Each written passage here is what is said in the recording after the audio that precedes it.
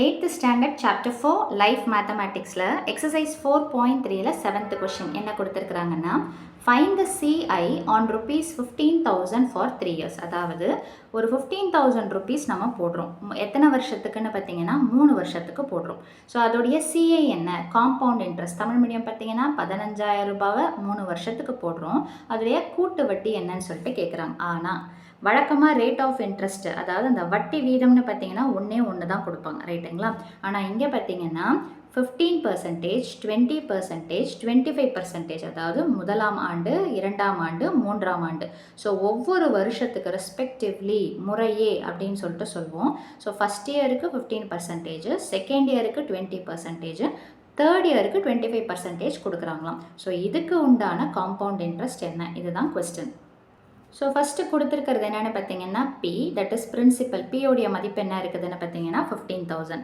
எத்தனை வருஷம்னு பார்த்தீங்கன்னா 3 வருஷம். ஸோ இங்கே 3 விதமான ரேட் ஆஃப் இன்ட்ரெஸ்ட் வட்டி வீதம் கொடுத்துருக்கிறதுனால R1, R2, R3ன்னு சொல்லிட்டு தனித்தனியாக எடுத்து எழுதியாச்சு.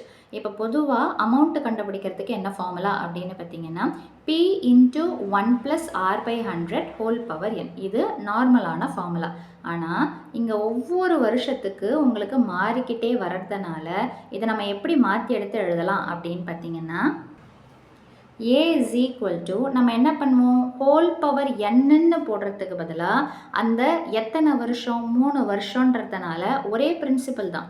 ரேட் ஆஃப் இன்ட்ரெஸ்ட் மட்டும் மாறிக்கிட்டே வரதுனால அந்த 1 + R/100ன்றத R1, R2, R3ன்னு சொல்லிட்டு 3 தடவை போடுறோம். ஸோ அப்போ இதுக்கு பவரில் 1 தான், ஏன்னா இந்த இன்ட்ரெஸ்ட்டு ஒரு வருஷம் தான் வருது, இந்த இன்ட்ரெஸ்ட் ஒரு வருஷம், இந்த இன்ட்ரெஸ்ட்டு ஒரு வருஷம். ஸோ அப்படி பார்க்கும்போது பவரில் என்ன தான் வரும்னு பார்த்தீங்கன்னா 1 தான் வரும். ஸோ அதை போட்டாலும் ஓகே, போடலனாலும் ஓகே. இப்போது சப்ஸ்டிடியூட் பண்ண போகிறோம். பியோடைய மதிப்பெடுத்து சப்ஸ்டியூஷன் பண்ணியாச்சு. ஸோ 1 + R1 என்ன எழுதியிருக்கோமோ, அதாவது ஃபர்ஸ்ட் இயருக்கு 15/100, செகண்ட் இயருக்கு பார்த்தீங்கன்னா 20/100, தேர்ட் இயருக்கு பார்த்தீங்கன்னா 25/100. இப்போ இந்த 15,000 அப்படியே வச்சுக்குவோம். இதை கிராஸ் மல்டிப்ளை பண்ண போகிறோம். ஸோ அப்போ 100 ஏன் கிராஸ் மல்டிப்ளை, இங்கே ரஃபாக போடுறேன், இது ரஃப் காலமில் யூஸ் பண்ணிக்கோங்க. 1 + 15/100ன்னு சொல்லிட்டு சொல்கிறோம், ரைட்டுங்களா? இங்கே கீழே எதுவும் இல்லைன்னா 1ன்னு சொல்லிட்டு அர்த்தம். எப்போவுமே ப்ளஸ்ஸு மைனஸ்ன்னு வந்ததுன்னா கண்டிப்பாக கீழே இருக்கக்கூடிய இந்த டினாமினேட்டர்ஸ், தமிழில் பார்த்தீங்கன்னா பகுதிகள்னு சொல்லுவோம், அதை ஒரே மாதிரியே ஆக்கணும். ஸோ அப்படி முடியலைன்னா நம்ம என்ன பண்ணுவோம்னு பார்த்தீங்கன்னா கிராஸ் மல்டிப்ளை பண்ணிடுவோம். ஸோ அப்போ 1 × 100 100, 1 × 15 என்ன வந்துடும்னு பார்த்தீங்கன்னா 15. அப்போ எப்படி வரும்னு பார்த்தீங்கன்னா 100 + 15ன்னு சொல்லிட்டு வந்துடும், இது 0. ஸோ 100 + 15/100 அப்படின்னா என்ன வந்துடும்னு பார்த்தீங்கன்னா 115/100. ஸோ இது எல்லாமே உங்களுக்கு ரஃப்பில் தான் நான் ஒர்க் அவுட் பண்ணணும். நீங்களுமே ரஃப்பில் ஒர்க் அவுட் பண்ணி ஆன்சரை மட்டும் எடுத்து எழுதினா போதும். ஸோ ஜஸ்ட்டு கிராஸ் மல்டிப்ளை பண்ணால் 1 × 100 is 100 + 15னா 115/100. இது ப்ளஸ்ஸு மைனஸ்ன்னு இருந்தால் மட்டும்தான் இந்த மாதிரி டினாமினேட்டர்ஸை ஒன்றா ஆக்கணுன்ற கான்செப்ட் வரும். அதே மல்டிப்ளிகேஷன்னா அந்த மாதிரிலாம் எதுவும் கிடையாது. அப்போ இது என்ன பண்ணுவோம், அதே மாதிரி கிராஸ் மல்டிப்ளை. 1 × 100 is 100 + 20 என்ன வந்துடும்னு பார்த்தீங்கன்னா 120/100. ஸோ அதே மாதிரி இதை கிராஸ் மல்டிப்ளை பண்ணுறோம். 1 × 100 is 100 + 25 is 125/100. நான் இதையும் கேன்சல் பண்ணிக்கிட்டோமா அப்படின்னா பண்ணிக்கோங்க.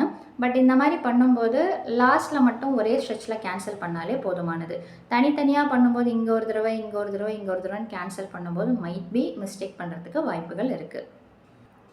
ஸோ இதை கிராஸ் மல்டிப்ளை பண்ண பிறகு வந்த ஆன்சர் பார்த்தீங்கன்னா 15,000 × 115/100 × 120/100 × 125/100, ரைட்டுங்களா? ஸோ சிம்பிள் கேல்குலேஷன் தான், எல்லாமே மல்டிப்ளிகேஷன். அப்போது ஜஸ்ட்டு மேலே கீழே எதையாவது என்னால் கேன்சல் பண்ண முடியுமான்றதை மட்டும் பார்த்தா போதும். நான் ஃபஸ்ட்டு என்ன பண்ணுறேன், இந்த 2 0க்கு மேலே இருக்கிற 2 0வை கேன்சல் பண்ணுறேன். அடுத்தது இங்கே ஒரு 0, இங்கே ஒரு 0. நான் இதுதான் அடிக்கணுமா, இதை அடிக்கூடாதுன்னா தாராளமாக அடிச்சுக்கலாம் நீங்கள். ஸோ இந்த ஒரு 0க்கு இந்த ஒரு 0 கேன்சல் பண்ணிட்டேன். எப்போவுமே 1ன்னு வந்துருச்சுன்னா டிவிஷன் பார்ட் இஸ் ஓவர். இப்போ இது ரெண்டுமே பாருங்கள் உங்களுக்கு 5 டேபிளில் போகும். நீங்கள் இதை ரெண்டுத்தையும் நீங்கள் 5 டேபிளில் கேன்சல் பண்ணாலும் சரி, இல்லை நான் வந்துட்டு பெரிய டேபிளில் கேன்சல் பண்ணுறேன் அப்படின்னாலும் சரி. நான் என்ன பண்ண போகிறேன்னு பார்த்தீங்கன்னா 5 டேபிளில் கேன்சல் பண்ண போகிறேன். So 5 2s are 10. அடுத்தது பார்த்தீங்கன்னா ஒரு 0 எக்ஸ்ட்ராவாக இருக்கும். இப்போ இது பார்த்தீங்கன்னா 5 2s are 10, ரிமைண்டர் 2ன்னு சொல்லிட்டு வரும். ஸோ அப்போ என்ன வரும்னு பார்த்தீங்கன்னா 5 5s are 25. அகெயின் இது பார்த்தீங்கன்னா எந்த டேபிளில் போகும்னு பார்த்தீங்கன்னா 5 டேபிளில் போகும். ஸோ நான் என்ன பண்ணுறேன் அப்படின்னு பார்த்தீங்கன்னா 5 5s are 25, 5 4s are 20, ரைட்டுங்களா? இப்போது இந்த 4 இருக்குதுங்களா? ஸோ இது 4 1s are 4. இந்த 12ஓட நான் கேன்சல் பண்ணிக்கிறேன், ஏன்னா இதுவும் போகாது இதுவும் போகாது. So 4 1s are 4, 4 3s are 12, ஓகேங்களா? ஸோ அப்போ மீதி என்ன இருக்குது அப்படின்னு பார்த்தீங்கன்னா, இங்கே என்ன இருக்குது? 15ன்றது இருக்குதுங்களா? அதே மாதிரி இங்கே பார்த்தீங்கன்னா 1 1 5ன்றது இருக்குது. இங்கே பார்த்தீங்கன்னா 3ன்னு இருக்குது. இங்கே பார்த்தீங்கன்னா 5ன்னு சொல்லிட்டு இருக்குது. ஸோ இது எல்லாத்தையும் மல்டிப்ளை பண்ணி பாருங்கள். மல்டிப்ளை பண்ணிங்கன்னா உங்களுக்கு என்ன ஆன்சர் கிடைக்கும்னு பார்த்தீங்கன்னா 25875. இதுதான் உங்களுக்கு கிடைக்கக்கூடிய அமௌண்ட்டோடைய வேல்யூ, தட் இஸ் 25,875. ஸோ இப்போ நமக்கு காம்பவுண்ட் இன்ட்ரெஸ்ட் கேட்குறாங்க இல்லைங்களா, அதாவது கூட்டு வட்டி. ஸோ ஃபார்முலா என்னது? A minus P. ஸோ ஏவுடைய வேல்யூ எடுத்து எழுதியாச்சு, மைனஸ் பியோடைய வேல்யூ எடுத்து எழுதியாச்சு. இதை ரெண்டுத்தையும் சப்ட்ராக்ட் பண்ணிங்கன்னா, ஸோ இதுதான் எதோடைய வேல்யூன்னு பார்த்தீங்கன்னா CI, அதாவது கூட்டு வட்டி, காம்பவுண்ட் இன்ட்ரெஸ்டுடைய வேல்யூ. ஒவ்வொரு வருஷத்துக்கும் ஒவ்வொரு ரேட் ஆஃப் இன்ட்ரெஸ்ட் கொடுக்கும்போது காம்பவுண்ட் இன்ட்ரெஸ்ட் என்ன வருதுன்னு பார்த்தீங்கன்னா ₹10,875. ஸோ அவ்வளோதான் இந்த சம்மோட சொல்யூஷன். மீண்டும் அடுத்த பதிவில் வேறொரு சம்மோடு சந்திக்கிறேன். வீடியோ பயனுள்ளதாக இருந்ததுன்னா மறக்காமல் லைக் பண்ணுங்கள், ஷேர் பண்ணுங்கள், சப்ஸ்கிரைப் பண்ணுங்கள். தேங்க்யூ.